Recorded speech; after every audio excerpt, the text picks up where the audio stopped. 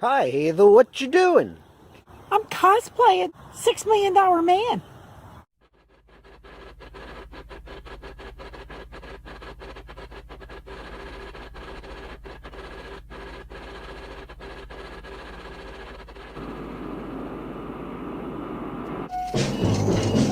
Looks good at NASA run. Roger. BCS arm switch is on. Okay, Victor. Landing rocket arm switch is on. Here comes the throttle. Circuit breakers in. We have separation. Roger. Inboard and outboard are on. We're coming forward with the side stick. Looks good. Roger. I've got a blowout. Vapor 3. Get your pitch to 0. Pitch is up. I can't hold altitude. Flight call. I can't hold it. She's breaking up. She's breaking.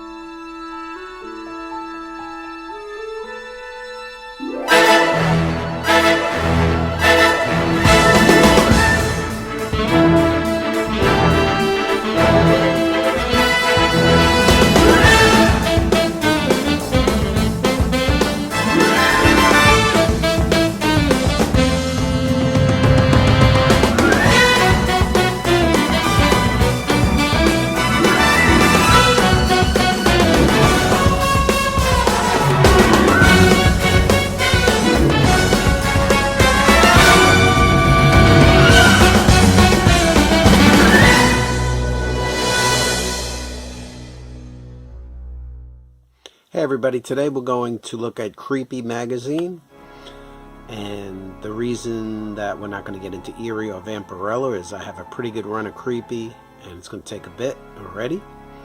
We'll talk a little about James Warren, so let's get to it. Hit it, Hayes. So to give a little background on James Warren, he was born in Philadelphia. He's still alive, 90 years old. Here's issue number 1 of Creepy. Came out in 1964. Notice magazine size. So it's not a comic book size. Magazine size, 35-cent cover price. He knew if he'd made a magazine he'd get more. And the other big thing was, because of EC Comics and the whole going to court and you're destroying children's minds, he knew he wouldn't have to deal with the comics code if it was a magazine, so he could put whatever he wants in it. So that was a very good idea of his.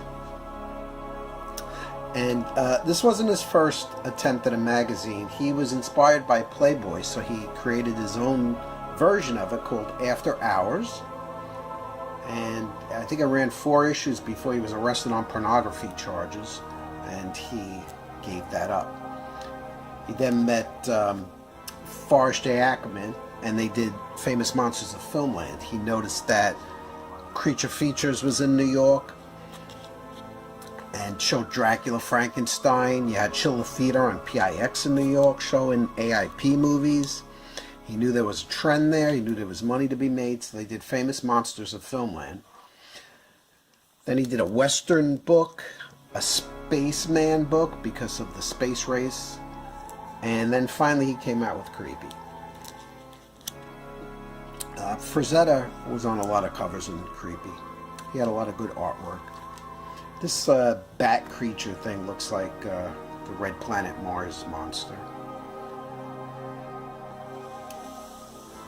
So Archie Goodwin was the editor of Creepy until 1967. And he left because of money problems. And this is alleged that James Warren wasn't giving out the paychecks on time. He's holding on to them. So that's alleged now. Here's a Ken Barr cover. He later did Rampaging Hulks and Monsters Unleashed covers for Marvel. When Creepy first came out, it was only 6 issues a year, but then it increased to 8, 9, and then went on a bi-monthly schedule. Sometimes they had posters in them. I could not find a poster. A couple issues had games. You had to cut the middle out and you played on the back cover. Again, I tried to find that. I couldn't find that. But I know it was there because when I was growing up, me and my brothers read Creepy and Eerie, and we fought over who was going to read it first. And I remember these things, putting the posters up and playing the games. The market kind of was sinking in the 60s, and then in '69 he put out Vampirella, and Vampirella kind of brought it back because sex sells, and you know, she was wearing skimpy outfits like what we have here. So he got a boost in revenue, and the other thing he did was, to save money, he brought over artists from Spain in '71. And this way he didn't have to pay them much. He did the same thing in '76. He brought Filipino artists over because he did not have to pay them much either.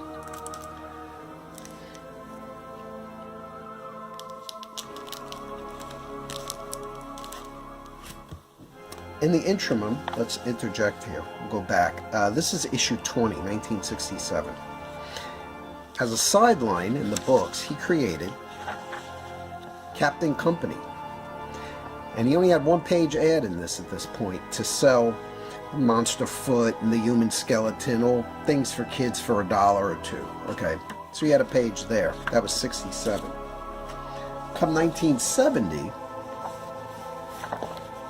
he's got books.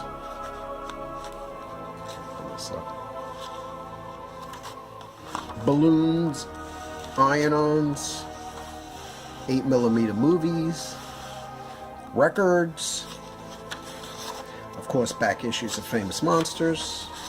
Here's a Batman 8mm movie, ad for Vampirella. Okay.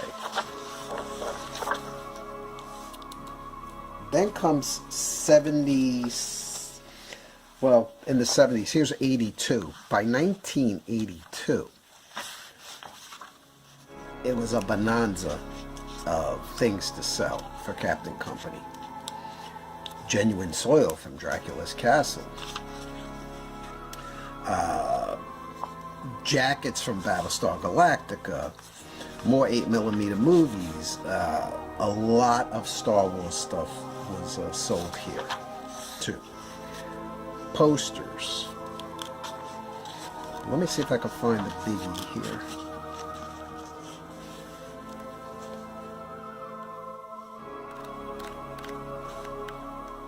I guess not. What I wanted to point out was the Don Post masks that he had. I think they were $30 at that time. It was a lot of money when I was a kid, and no way we could afford a Don Post mask at this point. But I really wanted to get some of those 8mm movies, but I just didn't have the money to buy them at that point. Well, I want to tell you, I said Bill Dubay took over in '73, and here's a story that I heard, allegedly, that a writer for Creepy would go in and pitch, and Bill Dubay would say, nah, really, I don't think we're going to do that. I don't think it'll go. And a couple of months down the road, Bill Dubay wrote that story and used the idea. So, like I say, it's alleged. Take my word and don't sue me on that.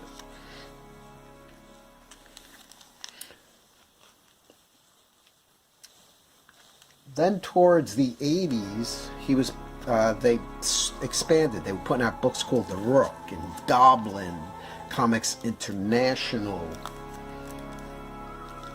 And he went bankrupt finally in 1983. It couldn't sustain itself. I think what was happening was you know, the market was down on these things. It was pretty much the end there. But who knows the behind the scenes story? Something happened with the cash flow again. I don't know. I do want to tell you my James Warren story. So there was a convention. Well, I think it was a Fangora convention, and he was there. And I said, great, he's going to be there. I'm going to bring some creepies and eries and have him sign them. So we get there, me and my friend, and go up to him. Hey, Mr. Warren, I'm a big fan of Creepy and Eerie all these years. Would you please sign my books? And he proceeds to say, well, what are you going to do for me? And I said, what do you mean, what am I going to do for you? He said, what are you going to do for me? So to me, that was a shakedown. He wanted money for signing. So I said, I bought your books throughout all those years. I think that's pretty good for me doing for you. So he looked at me and said, well, I'm having a convention. Herbert Lom's going to be the guest. And maybe you could donate some money so we can have the convention. And I said to him, I am not giving you any money for a convention. You don't have to sign my books. It's fine. And he was like, no, I'll sign. So he signed my books, and I don't even have them here. I think I was so pissed off I sold them at the convention because I didn't even want them anymore. But that is my James Warren story. Every year, Creepy did reprints because it didn't cost them much. So here's a 69 yearbook, 71 annual. And last but not least, I want to show you this. Here's the big reason. As kids, we all loved to buy Creepy and Eerie. Not just the monsters and the hacking of heads and stuff, but it's one of the only books that you can buy as a kid. And here we go. They showed naked women. So here you are as a 10, 11-year-old boy saying, yeah, look at that. I think Wally Wood did one too. Here's Wally's. So, just an aside, here's a Wally Wood broad. And that's it for Creepy. We'll do an eerie one. I don't have many Vampirellas. Could do a Famous Monsters one down the road, but I hope you enjoyed the stroll through the covers of Creepy. And if you never experienced it, get one. See what all the fuss is about. I thought I'd finish up today with some DVDs that are kind of off the beaten path. You know, everybody looks at, yeah, the Marvel Universe, blah, blah, blah, or in DC, but here's some different stuff you might want to look into if you don't know about. First is Akira, which is just a classic of animation and sci-fi. It was groundbreaking at the time. It's 2 hours, so it's very enjoyable. Check it out if you can. Next is Appleseed, and Appleseed takes place in the future. They're cops, and it's her and her boyfriend, who's like 95% android now, but action-packed and just a great sci-fi movie. Here's Birds of Prey. This is something DC buried. You really don't hear about it much. That's why I included it in here. They had the right idea at the time, and we're going back 15 years maybe, with the Huntress and Oracle and Black Canary. Interesting. It's good if you can find it. It was on TV on Channel 11 or the CW, whatever it is now. You might want to look into it. I thought they weren't bad. Let me put it to you that way. Here's Black Scorpion. This movie came out. Joan Severance was a superhero, Black Scorpion. It is rated R because you do see her without her suit on. Just give it a heads up so you don't have the kids there. But this is pretty good. And then it spawned its own series. I think Sci-Fi Channel had it for a season or two. The hearts were in the right place. They gave it a good try. Here's Captain Harlock animation. If you haven't seen any Captain Harlock, just go do it, because one of the greats of all time. The thing about Harlock and Galaxy 999, which is coming up, is you will watch it. This is Galaxy 999. This is another great one. Harlock is a pirate. He left Earth because Earth's corrupt, and goes out into space, but he comes back to defend Earth from some aliens. Galaxy 999, it's about a little boy who wants a robot body, and a robot killed his mother. He wants the robot body so he can get revenge on it, and he encounters Meta, who says she will accompany him to get a robot body. And every time they stop at a train station, which is a different planet because the train travels through space, they get off for a layover and they meet people and get involved in a story. Okay, so the thing about these two, I watched them when I was 30 years old or something, and I mean, I'm a man, my friends are men. By the time the episode was over, we're like, why are we crying? They just pack an emotional wallop that no American animation has ever done. Just check them out. They're really good. Here's Fist of the North Star. Started out as anime. They did make a movie out of it. Not a bad movie. You might want to look at that. Here's Kimba the White Lion that Disney ripped off for The Lion King. Here's the original Lion King. Check them out. Disney should be ashamed of themselves. That's all I gotta say. His Filmation, Lone Ranger and Zorro. Very good cartoons for their day.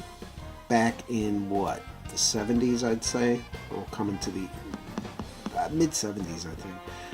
Just really good stories and animation. Check it out if you can. Here's the Green Archer, who was like Green Arrow. It's a 2-volume set of 15 chapters, so it is a serial. I liked it a lot. Check that one out.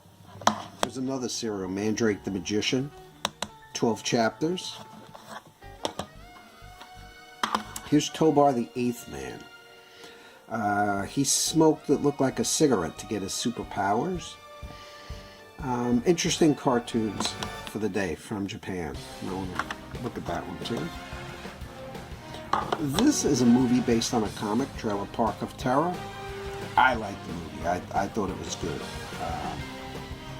That one. Turok Son of Stone comic. They did do this animated one, and this is a pretty good movie. I enjoyed it. They gave you a warning, contained graphic violence, even though it was animation. Overlooked. Really good. Alright, now here's the big ones. Everybody talks about superheroes. Here's the really good superhero movies that nobody talks about. The Kung Fu movies. Here's the 5 Deadly Venoms. Each one possessed a special power. The Shaw Brothers, God bless them. It's an interesting flick. And they say this is a sequel. The Crippled Avengers.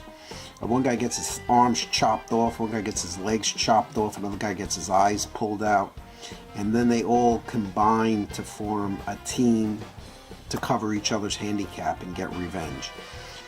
But one thing about all of the Kung Fu movies,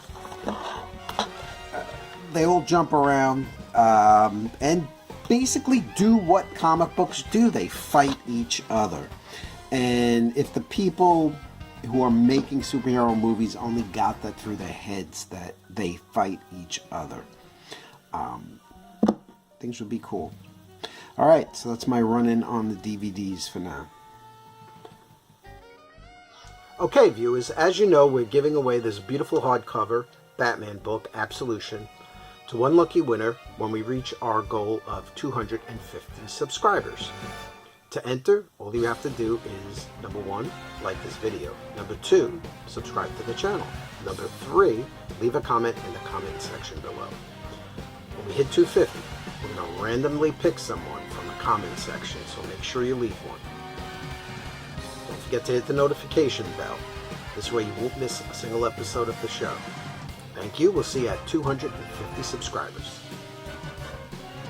Well, I hope you enjoyed what me and Hazel had to bring to you, and we hope to see you next time. Take care.